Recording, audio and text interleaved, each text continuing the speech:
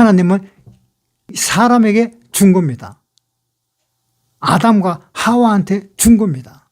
아담과 하와한테 준 건데 이 땅을 뺏겨버렸습니다. 사탄에게, 뱀에게 뺏겨버렸어요. 아담과 하와가 선악과를 먹음으로 인해서 쫓겨났기 때문에 이 아담과 하와는 항상 머리에 뭘 생각하고 있는가 하면 에덴 동산을 생각하고 있습니다. 그 에덴 동산이 지금으로 말하면 이스라엘의 가나안 땅입니다. 이스라엘의 가나안 땅이 아담과 하와가 생각했던 에덴 동산이었습니다. 물론 가나안 땅 말고 천년왕국이라는 새로운 땅, 그것을 또 에덴 동산이라고 할 수가 있습니다. 그러니까 하나님이 아담과 하와에게 땅을 준 것은 너희의 기업이다, 너희의 유업이다 라는 생각으로 하나님이 땅을 준 것입니다. 그래서 기업은 하나님의 땅입니다. 나의 영원하신 기업 생명보다 귀하다. 나의 영원하신 기업 생명보다 귀하다. 그 나의 영원하신 기업이 뭐냐? 영원한 땅, 영원한 하늘, 그것이 기업입니다. 기업은 하나님이 주시는 언약의 땅이 기업입니다. 언약의 땅이 뭡니까? 하나님이 약속한 땅, 그것이 언약의 땅입니다. 그것을 항상 생각하고 그것을 항상 관리를 하고 그렇게 살아야 될 이 의무가 있는 사람이 바로 이스라엘 사람입니다. 그래서 이스라엘 사람은 언약의 땅 이스라엘을 두고 살고 있습니다. 그러니까 이 약속의 땅, 그것은 바로 가나안 땅입니다. 그것은 바로 이스라엘 땅입니다.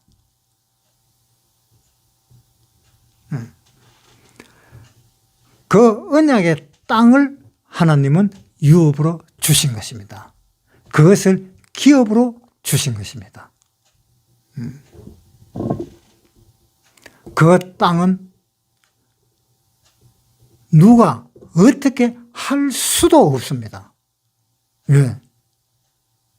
하나님이 기업으로 준 땅이니까. 하나님이 갈고 닦고 관리하라고 준 땅이니까. 다른 땅을 주질 않았습니다. 가나안 땅을 줬습니다. 자, 창세기 15장에 보겠습니다. 창세기 15장 17절. 해가 져서 어두울 때에 연기나는 풀무가 보이며 타는 횃불이 쪼갠 고기 사이로 지나가더라. 그날에 여호와께서 아브라함으로 더불어 언약을 세워 가라사대 내가 이 땅을 애굽 강에서부터 그 큰 강 유브라데까지 내 자손에게 주노니 곧 겐 족속과 그니스 족속과 갈몬 족속과 헷 족속과 브리스 족속과 르바 족속과 아모리 족속과 가나안 족속과 기르가스 족속과 여부스 족속의 땅이니라 하셨더라. 자, 여기에 17절에 해가 져서 어두울 때에 연기나는 풀무가 보이며 타는 횃불이 쪼갠 고기 사이로 지나더라. 그날에, 자, 이것이 뭡니까? 다시 창세기 15장 9절부터 읽겠습니다. 여호와께서 그에게 이르시되 나를 위하여 3년 된 암소와 3년 된 암염소와 3년 된 수양과 산 비둘기와 집 비둘기의 새끼를 취할지니라. 아브라함이 그 모든 것을 취하여 그 중간을 쪼개고 그 쪼갠 것을 마주 대하여 놓고 그 새는 쪼개지 아니하였으며 솔개가 그 사체 위에 내릴 때에는 아브라함이 쫓았더라. 자, 여기에 중간을 쪼개고 마주 대해 놨다. 이 뭡니까? 이것이 아브라함과 하나님과의 언약의 정표입니다. 아브라함이 약속을 어기든가 하나님이 약속을 어기면 죽는다는 이야기입니다. 이 약속을 너희가 안 지키면 너희가 죽고 내가 안 지키면 내가 죽는다, 이런 이야기입니다. 하나님과의 약속입니다. 만약에 하나님이 어겼다면 하나님이 죽어야 되고, 만약에 사람이 어겼다면 사람이 죽어야 됩니다.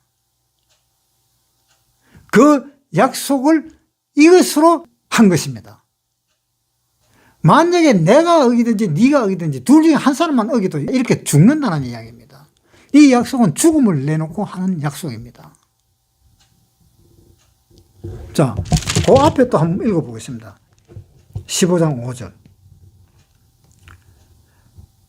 그를 이끌고 밖으로 나가 가라사대 하늘을 우러러 무뼈를 셀 수 있나 보라. 또 그에게 이르되 내 자손이 이와 같으리라. 아브라함이 여호와를 믿으니 여호와께서 이를 그의 의로 여기시고 또 그에게 이르시되 나는 이 땅을 내게 주어 업을 삼게 하려고 너를 갈대아 우르에서 이끌어낸 여호와로라. 기업을 삼도록 하기 위해서 내가 너를 끌어내었다. 그래서 기업을 준 것이 뭡니까? 가나안 땅이잖아요. 가나안 땅을 기업으로 준 거다. 그러니까 너희들이 그 땅을 어떻게 하라고요? 그 땅을 정복해야 된다. 그 땅을 정복하지 않으면 안 된다라는 그 하나님과의 약속이 지금 여기에 나타난 겁니다. 그 약속이 보통 약속입니까? 안 그러면 이스라엘 사람들이 죽는데 그 약속을 어기면, 그래서 이스라엘 사람들이 가나안 땅에 정착을 하게 된 겁니다. 창세기 12장 보겠습니다. 12장 1절부터 여호와께서 아브라함에게 이르시되 너는 너의 본토 친척 아비 집을 떠나 내가 내게 지시할 땅으로 가라. 내가 너로 큰 민족을 이루고 내게 복을 주어 내 이름을 창대케 하리니 너는 복의 근원이 될지라. 너를 축복하는 자에게는 내가 복을 내리고 너를 저주하는 자에게는 내가 저주하리니 땅의 모든 족속이 너를 인하여 복을 얻을 것임이니라 하신지라. 이에 아브라함이 여호와의 말씀을 쫓아갔고 롯도 그와 함께 갔으며 아브라함이 하란을 떠날 때에 그 나이 75세였더라. 아브라함이 그 아내 사레와 조카 롯과 하란에서 모은 모든 소유와 얻은 사람들을 이끌고 가나안 땅으로 가려고 떠나서 마침내 가나안 땅에 들어갔더라. 아브라함이 그 땅을 통과하여 세겜 땅 모래 상수리 나무에 이르니 그때에 가나안 사람이 그 땅에 거하였더라. 하나님이 이 가나안 땅을 유업으로 준 거예요. 가나안 땅을 기업으로 준 거예요. 그런데 아브라함이 나중에 하는 말은 하나님 나 약속 취소할래요. 그러면 죽어야 되는 거예요. 취소해? 취소해. 그럼 너는 죽어. 횃불이 고기 사이로 통과해야 되는 겁니다. 그 심판을 받고 통과해야 되는 겁니다. 그래서 취소도 못합니다. 이거 취소하면은 아브라함 자손이 다 죽어요. 몽땅 다 죽는다 이 말입니다. 그러니까 가나안 땅에 들어간 이 아브라함의 자손들도 어쩔 수가 없어요. 하나님이 준 것을 취소도 할 수도 없고 하나님이 준 것을 내버릴 수도 없고 하나님이 준 것은 어차피 받고 받아 있어야 돼요. 하나님이 주신 은혜로 준 겁니다. 이 아브라함은 갈대아 우르에서 떠나버렸으니까 이제 자기가 있을 땅도 없어요. 어차피 가나안 땅에 그대로 살아야 됩니다. 그런데 가나안 땅에 살다가 이스라엘 나라를 건국을 했습니다. 사무엘상 12장 1절 읽겠습니다. 사무엘이 온 이스라엘에게 이르되 보라 너희가 내게 한 말을 내가 다 듣고 너희 위에 왕을 세웠더니 이제 왕이 너희 앞에 출입하느니라. 자, 이스라엘이라는 나라를 세웠잖아요. 사울 왕이. 그래서 이스라엘 왕이 되었습니다. 그래서 이스라엘 하는 그 나라 사람은 세계 전체의 나라 사람들을 대표하는 나라가 이스라엘입니다. 하나님은 이 땅을 그렇게 중요하게 생각을 하는 것입니다. 그래서 이스라엘 사람에게 땅을 준 것입니다. 그런데 이스라엘 사람들이 그 땅을 쉽게 생각하고 그냥 버려보고 이거 뭐 우리 땅도 아닌데 뭐 그냥 버려버리면 하나님이 어떻게 돼요? 그 약속을 사람들이 어기게 되잖아요. 그 사람들을 어기게 되면 그 사람들은 다 죽어야 된다는 겁니다. 그런데 이런 경우는 내가 이 땅을 최대한 다 정복을 하기 위해서 최대한 이 땅을 다 우리가 가져야 되는데 형편상 다 가지지 못할 때는 어떻게 될까? 그때는 약속을 어긴 것은 아니지요. 약속을 이행을 하려고 했으나 주위의 다른 여건에 의해서 약속을 이루지 못했을 뿐이지 그 약속을 어기진 않잖아요. 그거는 하나님이 충분히 이해를 하고 봐줍니다. 하나님이 주신 이 약속의 땅은 얼마나 크냐 하면 창세기 15장에 보겠습니다. 창세기 15장 18절 그날에 여호와께서 아브라함으로 더불어 언약을 세워 가라사대 내가 이 땅을 애굽 땅에서부터 그 큰 강 유브라데까지 네 자손에게 주노니. 어디부터요? 애굽 강에서부터 그 큰 강 유브라데까지라 했습니다. 그러니까 얼마나 큽니까? 일부 애굽에서부터 유프라테스 강까지. 그까지가 하나님이 주신 땅입니다. 그런데 그것을 솔로몬이 그 땅을 정복을 했었습니다. 그 후로 또 다시 땅이 뺏겨가지고 정복을 못하고 현재까지 있습니다. 하나님이 그 땅을 이스라엘 사람들의 그 기업으로 그 준 땅인데 예수님이 이 세상에 오셔서 자기 땅에 오셔서 자기 땅을 구원하기 위해서 자기 땅의 사람들을 구원하기 위해서 예수님은 오셨는데 하나님으로 오셨는데 그 오신 것을 아무도 반기지를 않았습니다. 요한복음 1장에 보겠습니다. 요한복음 1장 11절 자기 땅에 오매 자기 백성이 영접지 아니하였으나 자 자기 땅에 오매 자기 백성이 영접지 아니하였다. 그렇죠. 자기 아버지를 영접지 않았다 이 말입니다. 하나님은 자기 아버지잖아요. 하나님이 이스라엘 땅을 택했잖아요. 자, 한번 보세요. 출애굽기 4장 출애굽기 4장 22절 87페이지 너는 바로에게 이르기를 여호와의 말씀에 이스라엘은 내 아들 내 장자라. 자, 뭐라 그랬어요? 이스라엘은 내 아들 내 장자라 그랬습니다. 그러면 하나님은 뭐가 돼요? 이스라엘의 아버지잖아요. 자기들의 아버지잖아요. 자기들의 아버지를 십자가에 못 박아 죽인 겁니다. 그것도 누가? 대제사장들. 얼마나 기가 찰 노릇입니까? 한번 보세요. 마태복음 27장 20절. 대제사장들과 장로들이 무리를 권하여 바라바를 달라하게 하고 예수를 멸하자 하게 하였더니. 자, 대제사장들과 장로들이죠. 이 대제사장들과 장로들이 지금으로 치면 누굴까요? 종교가들이라고 할 수 있겠지요. 그 사람들이 예수를 십자가에 못 박은 겁니다.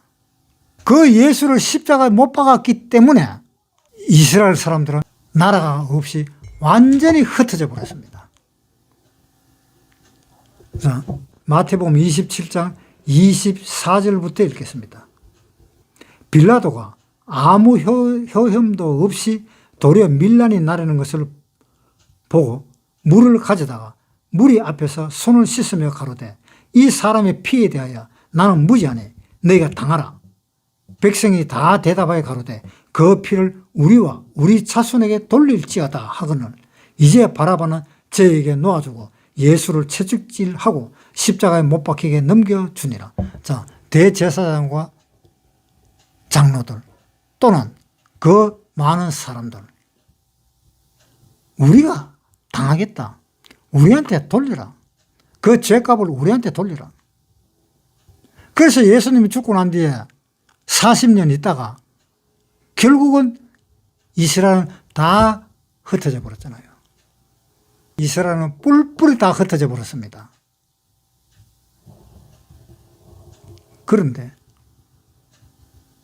언젠가 2차 대전 끝나고 1948년 5월 14일 날 이스라엘은 독립했습니다. 이스라엘이 독립하자 아랍 연맹에서 이스라엘을 폭격을 했습니다. 그런데 이스라엘이 이겼습니다. 1차, 2차, 3차, 4차 전쟁까지 있었는데 이스라엘은 다 이겼습니다. 왜 너희가 독립을 하느냐? 너희 나라에 가서 해라. 그것이 문제입니다. 그런데 이스라엘 사람들은 뭡니까? 하나님과 우리와 약속을 해서 그 양과 그 염소를 가운데 갈라가지고 죽여가지고 가운데 갈라서 서로 마주보게 하고 횃불이 지나가도록 그렇게 정거를 하면서 하나님과 우리와의 약속이었다. 우리는 여기에서 절대로 나가지를 못한다. 그것입니다. 그것으로 이스라엘 사람과 아랍국의 사람들과의 그 전쟁은 끝까지 갑니다. 끝이 나질 않습니다. 이 세상 마지막에는 아마겟돈이라는 전쟁이 일어납니다. 온 세계 사람들이 아마겟돈으로 모입니다. 이스라엘을 향해서 이스라엘을 죽이기 위해서 전부 다 모입니다. 우리가 휴거되고 난 뒤에 7년 대환란 중반 전에 그때부터 전쟁 준비가 시작되어서 7년 대환란이 끝날 때 예수님이 오셔야만이 종식시킵니다. 그 전에는 끝이 안 나요. 자, 마태복음 보세요. 마태복음 24장 32절. 무화과 나무의 비유를 배우라. 그 가지가 연해지고 잎사귀를 내면 여름이 가까운 줄을 아나니 이와 같이 너희도 이 모든 일을 보거든 인자가 가까이 곧 문 앞에 이른 줄 알라. 마지막 때에 이스라엘 사람들이 일어선다는 이야기입니다. 무화과는 이스라엘의 국화입니다. 왜 무화과냐? 무화과는 꽃이 없어요. 꽃이 육안으로 보이질 않아요. 그 꽃은 그 무화과 나무라는 그 과일을 반으로 쪼개가 펼쳐보면 그 속에 꽃이 있어요. 즉 이스라엘 나라라는 그 속에 들어가면 하나님의 영광이 꽂힙니다. 그래서 무화과입니다. 그런데 이 무화과가 일어났어요. 연한 잎을 내고 순을 내고 가지를 냅니다. 지금 순을 내고 잎을 내고 가지를 내는 상황입니다. 이스라엘이 독립한 지가 얼마나 됐습니까? 75년 정도 됐네요. 거의 75년 동안 싹이 나고 잎이 나고 가지가 버려졌습니다. 도대체 언제 열매를 맺을까요? 이제 열매를 맺을 때가 다 되지 않을까요? 아모스 9장 14절. 내가 내 백성 이스라엘에 사로잡힌 것을 돌이키리니 저희가 황무한 성읍 건축하고 거하며 포도원을 심고 그 포도주를 마시며 과원을 만들고 그 과실을 먹으리라. 내가 저희를 그 본토에 심으리니 저희가 나의 준 땅에서 다시 뽑히지 아니하리라. 이는 내 하나님 여호와의 말씀이라. 자, 하나님의 본토에 다시 심는다 그랬죠. 이스라엘이 다시 심겨졌잖아요. 1948년 5월 14일 날 다시 심겨졌습니다. 다시 심겨지고 난 뒤에 뭐라 그랬어요? 나의 준 땅에서 다시 뽑히지 아니하리라. 다시는 뽑히지 않는다라는 이야기를 했습니다. 이제는 이스라엘을 무너뜨릴 나라가 전 세계에 어느 나라도 없습니다. 어느 나라도 없어요. 그렇게 이스라엘은 굳건합니다. 이스라엘이라는 나라는 우리나라의 강원도 땅 정도밖에 안 됩니다.